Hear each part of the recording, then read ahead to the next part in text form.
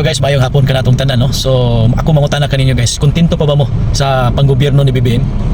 Sa ako inyong pangutanon, no? Dili na ako kontento guys. Gusto na nako nga panaugon si BBM. So akong naobserbahan guys, mga 90%, hapit na 99% wa na ganahay ang mga tao kang BBM, no? Pero muna ako ang gikabalakan guys, kini bang gibulgar sa iyang igsoon nga si Amy Marcos ang mga anomalya ni BBM na gamit siya kung saan ang iyang ipanggamit, no? Gisulti gyud ni Amy Marcos nga ang iyang igsoon migamit o ginadili nga unsa na diha, no? Grabe kayo nga revelasyon.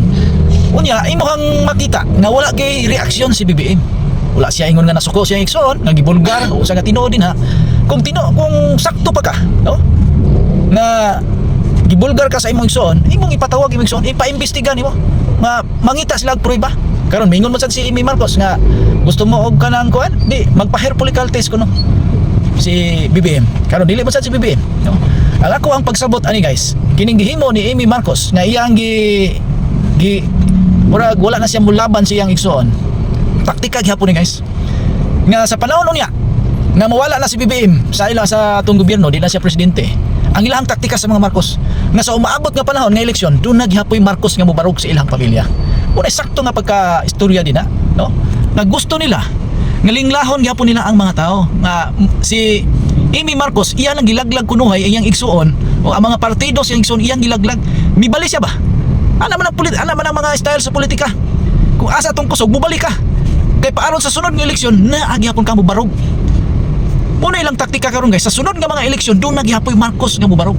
Ganoan, doon na sila yung mga gipangandaman guys nga katigay ang mga kung mawala ang mga Marcos, mahimo silang mautingkay ang mga problema nga ilahang gihimo sa unang panahon, no? Kay walay Marcos nga mobarog, daghang kaayo mo okay ana. Yan tong mga kaso pa sa iyang mga ginikanan sa una, okay na. Mo nagikinahanglan nila karon ang gihimo ni Amy Marcos. Mibalik kunuhay, iyang giatake iyang igsoon. Muna sakto nga pag-istorya, advance lang ko nga mag-isip guys. Advance lang ko ni ako panguna-una ha.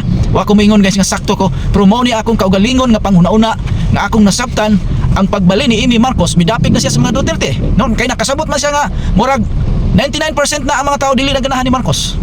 Karon og mudapig siya sa kang BBM, wa na Marcos nga mo barog sa sunod nga mga eleksyon, no? Muna nga pagka-istorya da. Ari dayon siyang Sara, kay kusog kayo si Sara, no? Alam paling-paling ba kining mga politician gud guys, paling-paling na asang kusog tuwa, no? Asang hangin tuwa, di ba?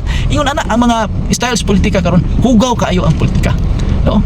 So kung ako inyong pangutanon, taktika na sa mga Marcos karon para si Amy Marcos sa sunod eleksyon wa ta kay bao basin mo nay mudagan mubayis ba na ni Sara, no?